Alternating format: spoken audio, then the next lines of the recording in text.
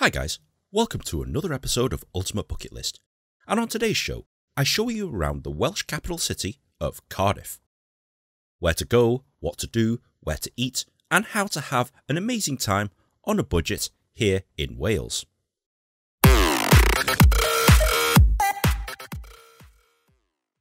Welcome to the Welsh capital. It's located on the south coast of Wales. It's a city whereby Welsh culture mixes with modern amenities, and that's immediately evident all the way throughout the city. Now, if we have a look at a map of the city of Cardiff, you'll notice that it's in two distinct parts: the main city of Cardiff and Cardiff Bay, which is literally 2 miles away from the city of Cardiff. But let's focus right now on the actual city itself, which is very walkable, and you don't need public transport to get around the place because everything is pretty much within walking distance. I suppose I better start by telling you about this big thing here. Cardiff's most visited attraction, and possibly its most visible. Cardiff Castle. From the street level, it looks pretty grand, and it is. The main entrance is right on the front here. Technically, you can walk around the grounds of the castle for free. Everything that you see in this video right now is technically free of charge.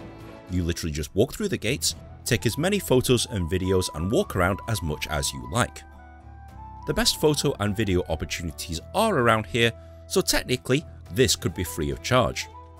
But if you do want to see the interior of the castle, that's when you'll need to buy a ticket. The ticket prices vary depending on what you want to do.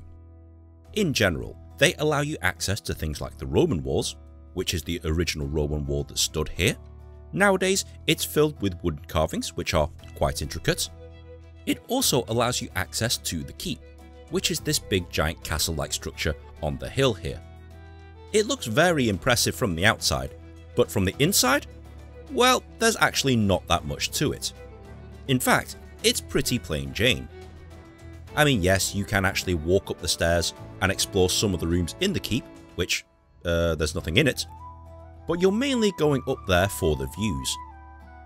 From the view at the top of the keep, you can see the modern mixed with the ancient, and I think this video snapshot right here is indicative of the entire city of Cardiff. Once you finish with the keep, it's time to explore some of the interior bits of the castle. And once again, they don't make it immediately obvious what your ticket entails. You're actually allowed to wander around some of the insides of the castle. You have the option of paying an extra £4 or so to have a guide you around the various areas of the castle. This is not mandatory, you can actually access the bits of the castle without a guide, but they don't make that immediately obvious, so bear that in mind. I did pay for a guided tour. The best thing about these guided tours is that sometimes you'll learn a lot more about the places that you're seeing than if you were to go around the place on your own. So for example, this is the winter smoking room. The tour guide does a good job in explaining all the symbolic things that you see on the walls and the ceilings, which you would probably never guess if you were just to have a look at this on your own time. You get to learn a lot about the Bute family, who effectively owned this castle and most of Cardiff. And the most impressive things when you're walking around the interior of Cardiff Castle is some of the ceiling detail.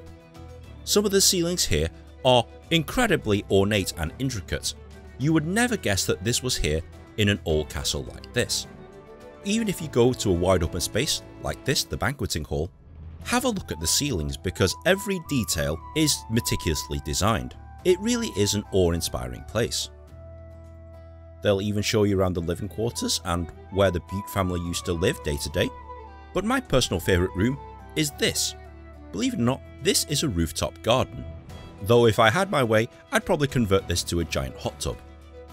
Cardiff Castle is also home to various old World War II shelters.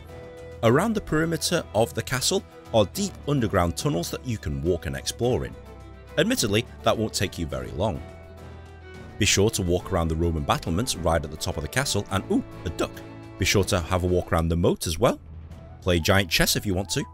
And explore the museum inside. But one of the most impressive things is actually the clock tower.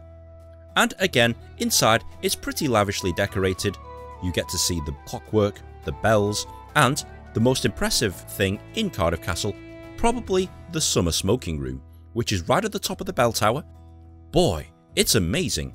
I mean, how do you even build this at the top of a clock tower? It's pretty ornately decorated, and it makes for some good photo and video opportunities.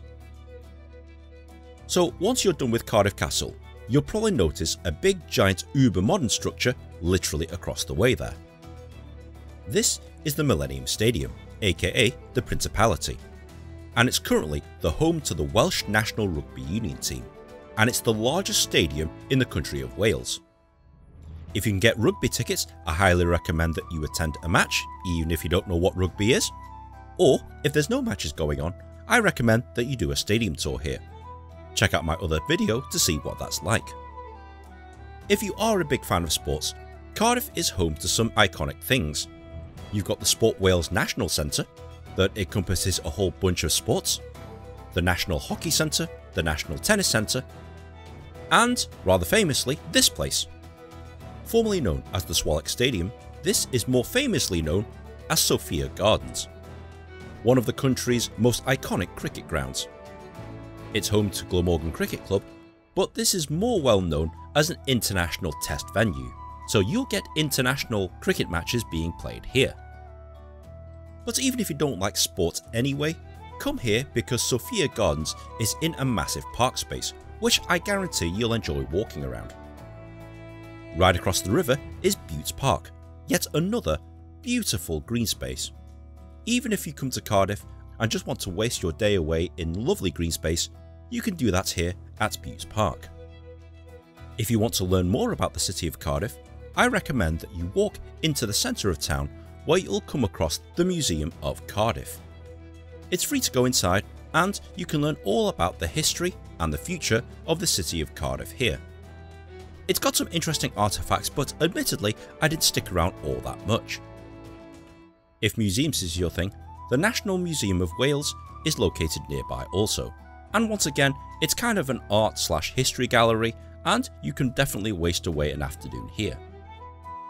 But when you're walking around the city centre, you'll notice plenty of places that will sell you Welsh things.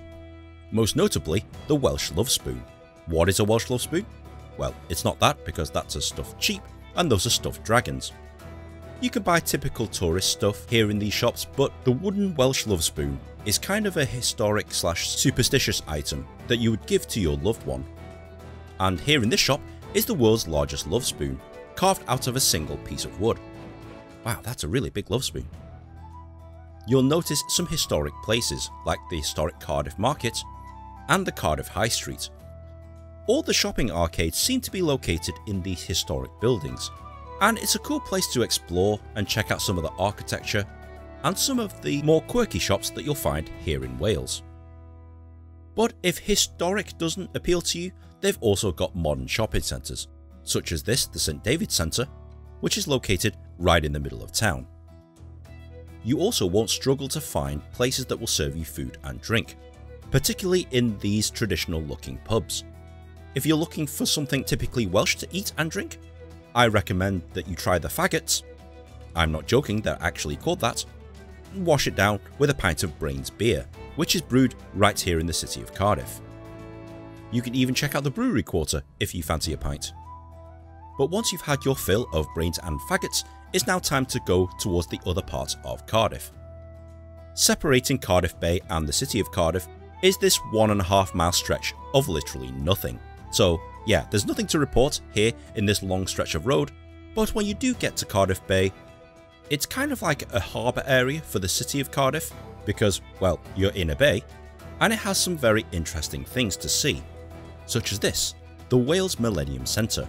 Contrary to its title, it's a big giant theatre where you can watch plays and musicals and shows. You can even watch the Philharmonic Orchestra here. This is Mermaid Quay. Usually it's a happening spot, full of performances and live shows. On the day that I went, it was pretty crappy weather and nothing was going on, so yeah, probably not the best example of that. This is the Welsh Parliament building, and if you wanted to, you could attend Parliament, but trust me, it's totally not worth it. The orange building that you're seeing in front of you is the famous Pierhead building. Originally it was the Exhibition and Trade Centre, but is now mainly an exhibition, which just happened to be closed when I got there. have a walk around Cardiff Bay anyway, because it's actually quite a nice place to have a wander around. And when you do wander around Cardiff Bay, you'll probably notice quite a few weird things, like this, the Norwegian church. Why is there a Norwegian church in the middle of Cardiff? I'm not too sure, but when you go inside, I don't know if this is typical of Norway, I've never actually been, but when you go inside, you can also wander around the cafe and art section and buy yourself lots of Norwegian themed things, even though you're not in Norway. It also has a selection of bars and eateries like you would find anywhere else, but given that the weather turned really bad whilst I was here, I decided to get the hell out of here without exploring too much more. I've been to Cardiff Bay before, and it's infinitely nicer with friends, not when you're on your own like me. Now, regulars of my channel will know that I tend to do quite a bit of stadium tours. No doubt some of you will be asking me if I can do a football tour here. Well, here at the former Millennium Park is now Cardiff City Stadium, the home ground for Cardiff City Football Club and the Welsh national football team. However, and before you ask, no, Cardiff City currently don't do football tours, especially not 7 o'clock on a Sunday morning.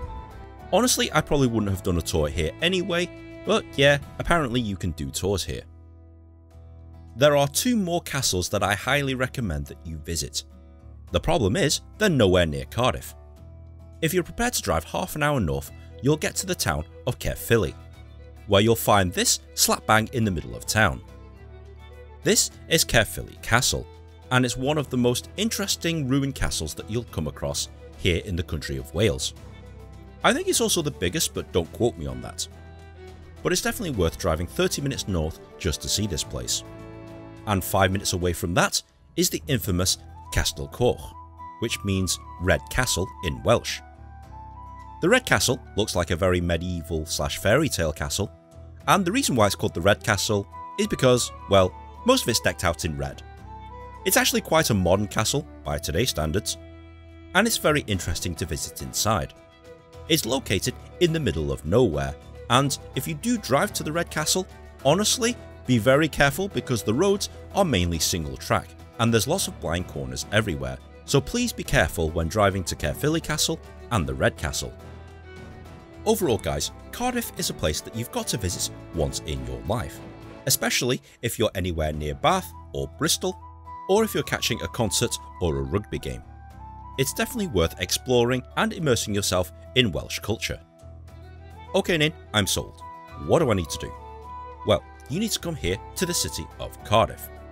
It's easily accessible by road via the M4 and M5, and it also has its own international airport, Cardiff International. The main train station, Cardiff Central, and Cardiff Bay also has its own train station. You can also reach Cardiff via public transport. The cost? Well, Cardiff is actually quite a reasonably priced city, both in terms of food, drink, and attractions. Some of the attractions mentioned in this video are actually free. The only really expensive thing is if you get tickets to the rugby, if you want a decent seat, you'll be paying through your nose for it. If you're looking for a place to stay, Cardiff has a plethora of hotels that you can stay at reasonable prices, but given that it's slap bang in the middle of a city centre, parking is at a premium. When I stayed here, I stayed about a 15-minute drive outside the city of Cardiff, at cheap hotels that cost you about £30 a night, so fairly reasonably priced if you're prepared to stay outside of Cardiff. Is there anything else I need to know? Yes. The official language here is Welsh, and even though the signs are in both languages, most people speak English, so if you're a fluent English speaker, you'll be absolutely fine here. The city itself is very walkable, so you won't really need public transportation to get you to the various attractions mentioned in this video. If you've got a hard time walking, you could catch a train between Cardiff Central and Cardiff Bay stations, but to be honest, it's quite an easy walk. The weather here in Cardiff is incredibly unpredictable. So you've probably noticed in this video that when I first started filming, it was sunny, and when I ended up in Cardiff Bay, it was rainy. So bear that in mind, the weather can turn at a drop of a hat. And finally, because Wales is technically a separate country to England, they also have different laws. There's not too many that will affect you day to day, but it's always advisable to check out the website just to see if the laws differ from that of England. So guys, if you have enjoyed this video, please be sure to like, share and subscribe. Comment on the comment section below, and if you've got any other bucket list ideas, you know what to do. If I get enough suggestions, I'll go ahead and do that. So guys, thank you very much for watching, and we'll see you in the next episode. So guys, I'm literally right at the top of Cardiff Castle, literally on top of the keep, and I've got this lovely view of the rugby stadium. Cool. Access to Cardiff Castle grounds is completely free of charge, so you don't actually have to pay to see most of it. If you do pay for a general admission ticket, you've got access to this, the keep, and various other bits. But in all honesty, if you're on a super tight budget, you don't really need to pay for the general admission ticket. If you're only here once in your life, I'd say pay the money, but otherwise if you're on a budget, don't bother.